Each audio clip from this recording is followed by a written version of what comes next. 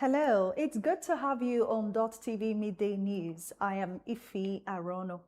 Let's start in the courts, where the Delta State High Court, sitting in Eforum, has sentenced two men to death after finding them guilty of conspiracy, armed robbery, and multiple counts of murder linked to a series of violent attacks across the state.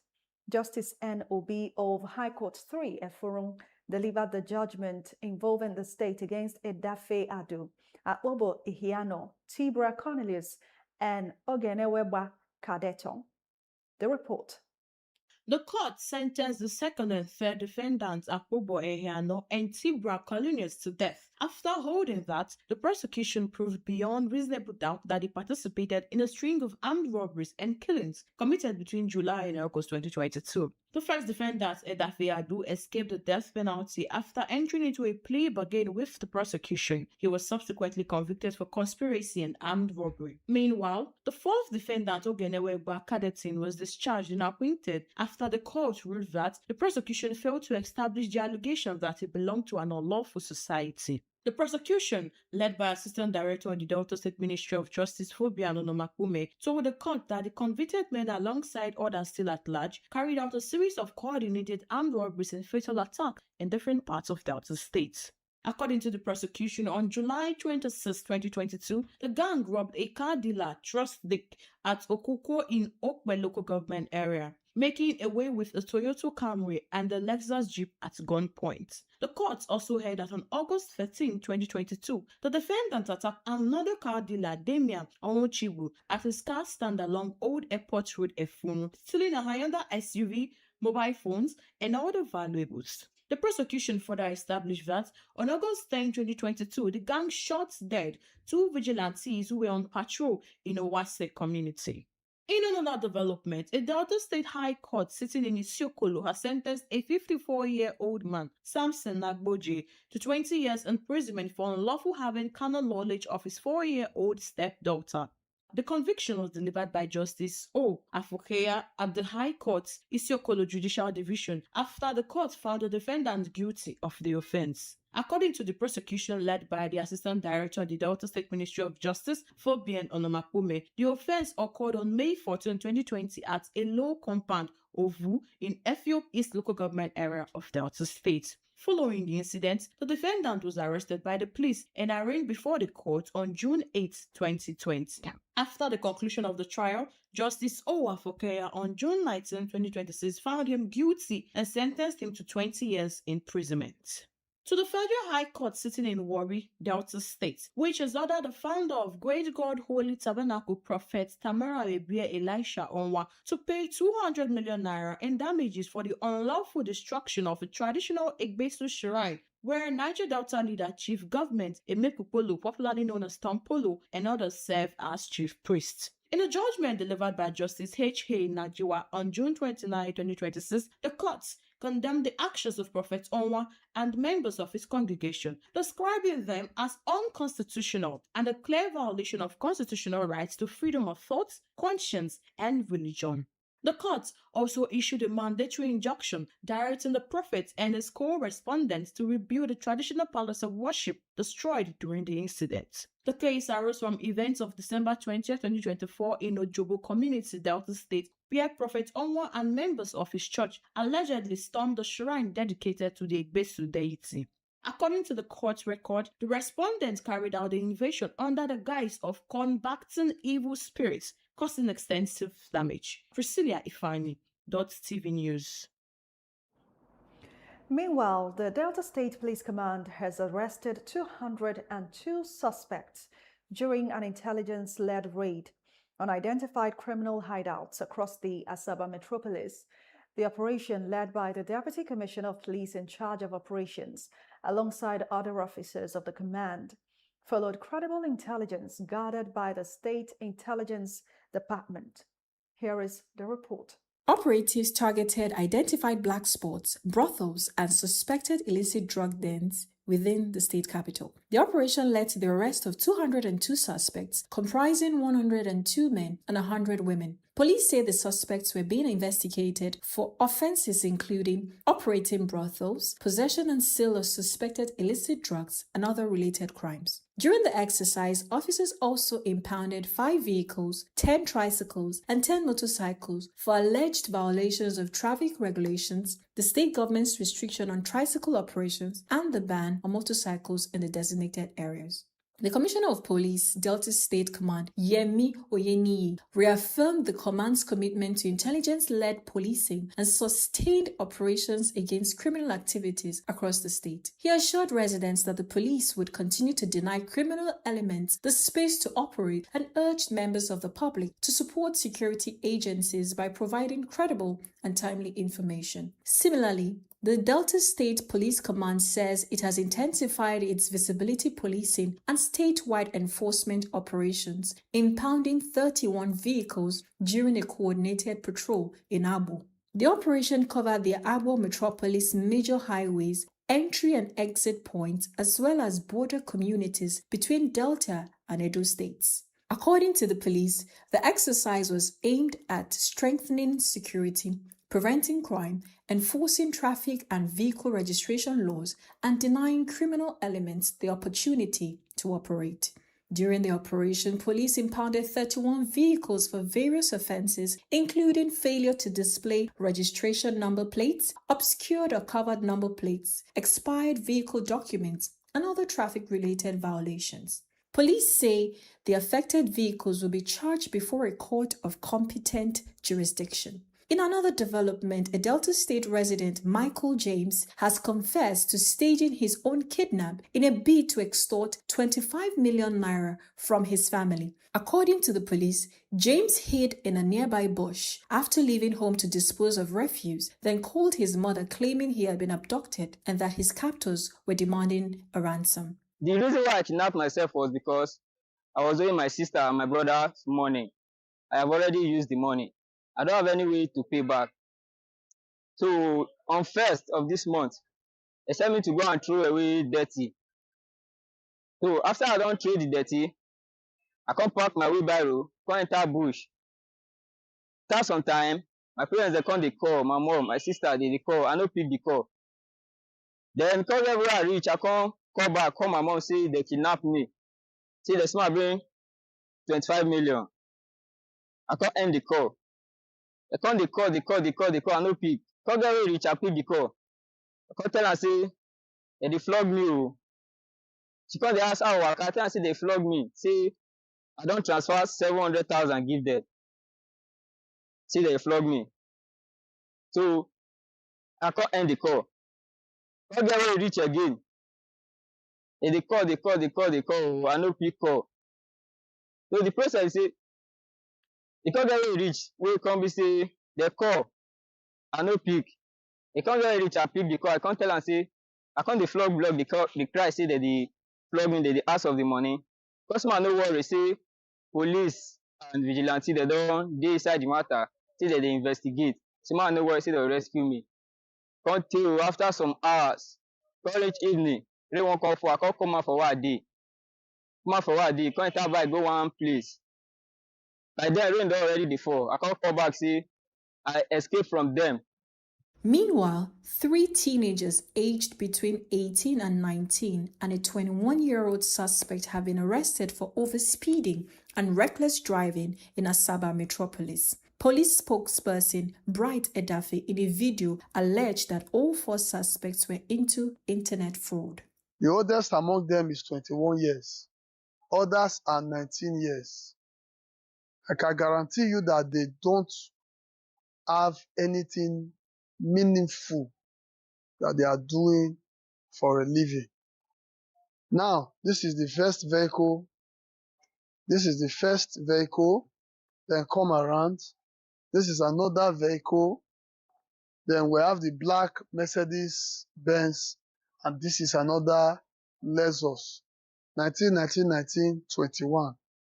On Friday night, at about 12 midnight, according to them, while our policemen were on visibility patrol, they saw 4 vehicles at 12 midnight in the town of Okpanam Road, driving at a speed of approximately 120 kilometers per hour, as if they were having car race. It is obvious because that is what you call it, undermining the fact that they could pose a very serious threat to people who are on their own. And that is why you see some of these boys, they will just drive, ram into people and kill them. Like the one that happened in Ugele. You just go about driving recklessly and killing people. Moving on now, the Delta State government says it is taking decisive steps to transform the state's power sector in line with the more agenda of Governor Sheriff Oborewori. The Commissioner for Energy, Michael Anoka, stated this while leading a high-level technical delegation on an assessment visit to the Transmission Company of Nigeria, TCN. He said the visit aimed to address transmission bottlenecks, improve grid stability, and establish a framework for more reliable electricity supply across the state's industrial and residential areas. The delegation also inspected the Warri 132 kV transmission station, which is expected to strengthen electricity supply to Efurun, Osubi, Onweang, Orerokwe, Uvie, Udu, and neighboring communities when fully integrated. Meanwhile, Delta State government has announced the implementation of a QR code and barcode verification scheme for commercial vehicles as part of efforts to strengthen security. In a public announcement issued by the Directorate of Transport, the government disclosed that the initiative will facilitate the registration, onboarding, coding, data collection, and verification of commercial vehicles operating within Delta State. Authorities said the system is expected to improve the identification of commercial vehicles while enhancing the safety of commuters and transport operators. The government also warned that fake QR codes are already in circulation and urged passengers and drivers to verify the authenticity of QR codes by scanning them before using commercial transport services.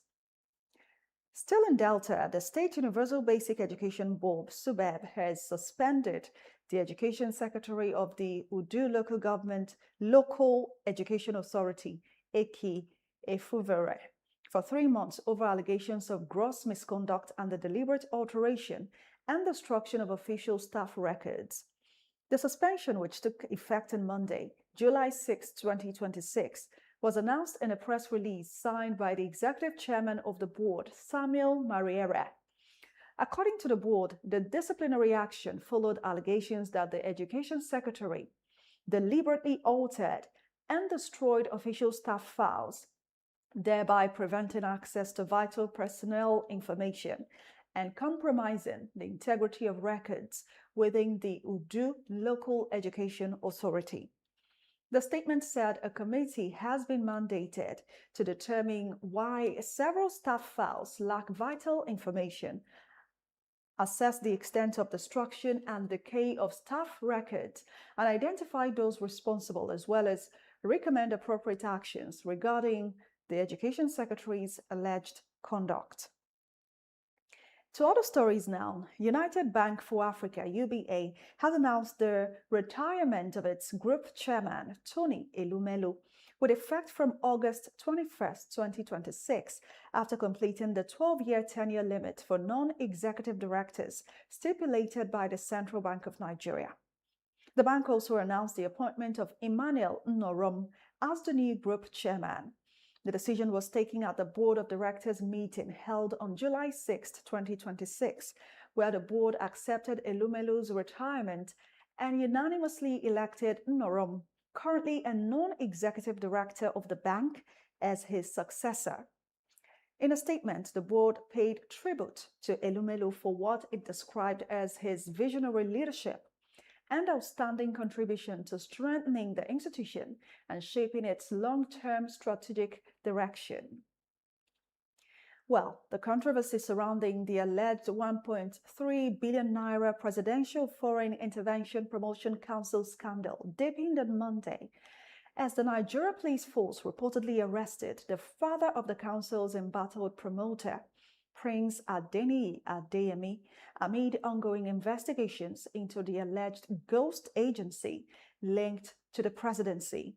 Adeyemi, who claims to be the council's Director General, is currently standing trial before the Federal High Court in Abuja on charges of conspiracy, forgery, and impersonation, while the federal government listed Chief of Staff to the President, Femi Gbajabiamila, and 10 others as prosecution witnesses in the case.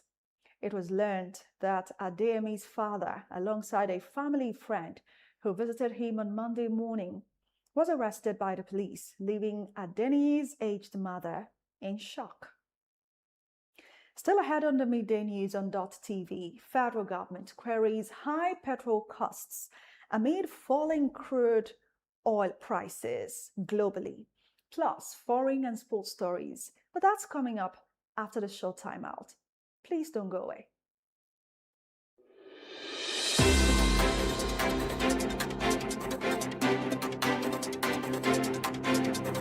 In the heart of Asaba, where the street tells the stories every single day. From the corridors of powers to the decisions shaping governance and politics in Delta and Nigeria.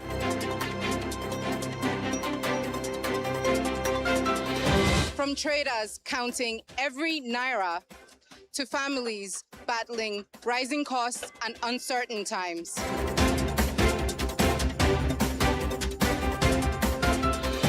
From football pitches to sporting successes to the major developments making the headlines all over the world. And from the untold human stories, the struggles, victories, resilience, and hope of the everyday Nigerians. This is the news beyond the headlines. Dott TV News are your trusted window to stories that truly matter to the people. Here, we don't just report events, we tell the human stories behind them.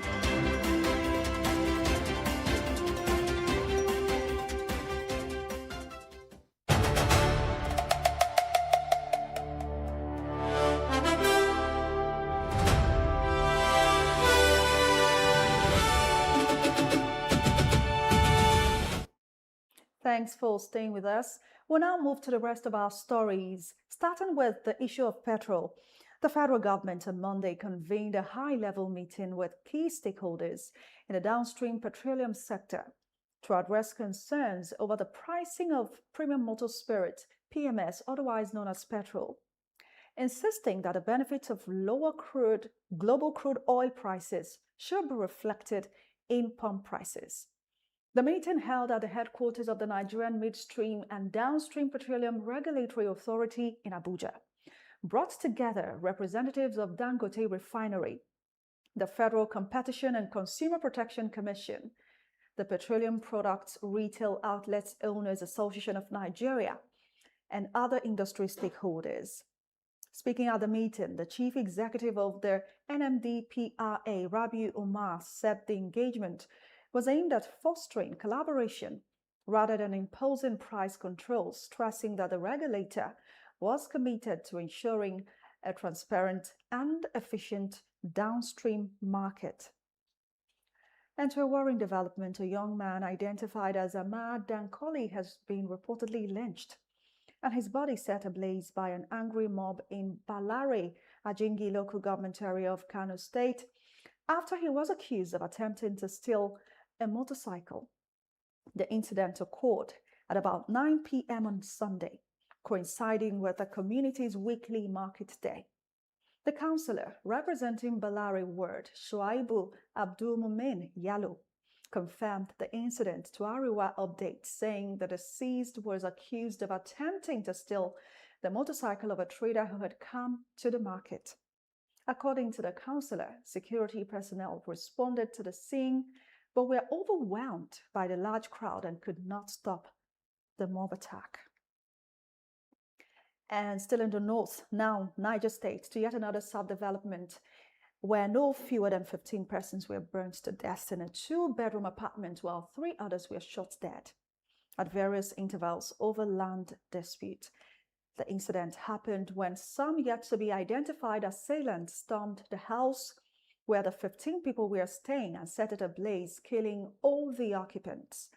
Eyewitnesses said that the incident happened in the two villages of Mararaban, Guadaro, and Tashambako in Rafi local government area of the state, where fighting has continued to rage over land dispute. It was learned that trouble started on June 29 at about 11:30 p.m. at Godoro village when suspected armed men fired gunshots at 25-year-old Ibrahim Musa, who died on the spot. As a result of Musa's death, a group of aggrieved people who were on a reprisal mission blocked a major road and killed 28-year-old Bashir Mazi. And moving on from there, for news on the international scene, let's now join Chiamaka Ezapota. Ukraine's president plans to use the NATO meeting in Turkey to urge Kyiv's allies to deliver the air defense systems it urgently needs to protect it from escalating Russian attacks. Volodymyr Zelensky's call for help rings with extra intensity after Russian missiles rained down on the Ukrainian capital twice in less than a week, crashing into blocks of flats and killing more than 50 civilians. The summit in Ankara will also be a chance for Zelensky to hold a crucial meeting with Donald Trump and press home his case that Russia's brutal attacks are a show of weakness, not strength, and that Vladimir Putin should be pressured into talks towards a dignified peace. The latest strikes on Ukraine come as it has been stepping up its own long-range drone attacks against Russia, hitting oil refineries and military targets there and causing significant fuel shortages and power cuts.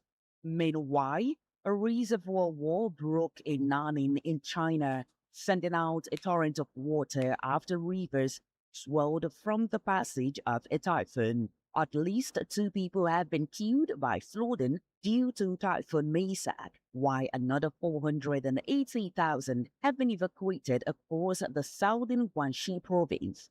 The province emergency flood control response has been raised to its highest level. Authorities have warned that torrential rains will continue across Guangxi and several neighboring provinces in the coming days. Maysak is the first typhoon to make landfall in China this year.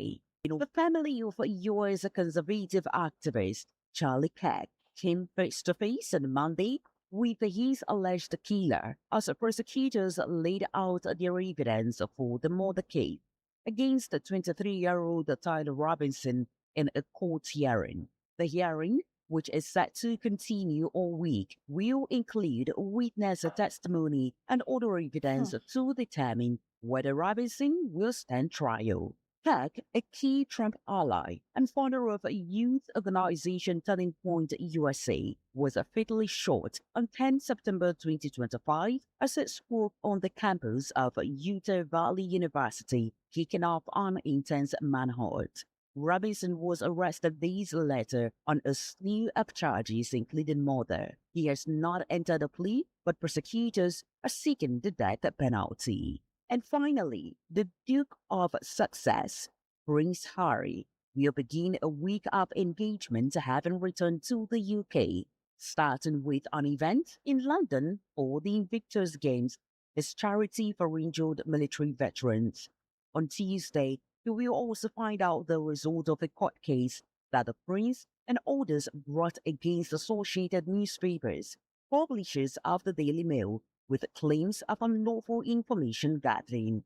Prince Harry will be attending events alone, as his wife, Meghan, and children, Archie and Lilibet, are not in London because of security concerns. There was a confused start to the visit when Prince Harry's team announced that an invitation to stay in Buckingham Palace had been accepted, but that was rejected by the palace, which said that the prince had been told on Saturday that he would not be able to stay because he had not responded to the invitation in time.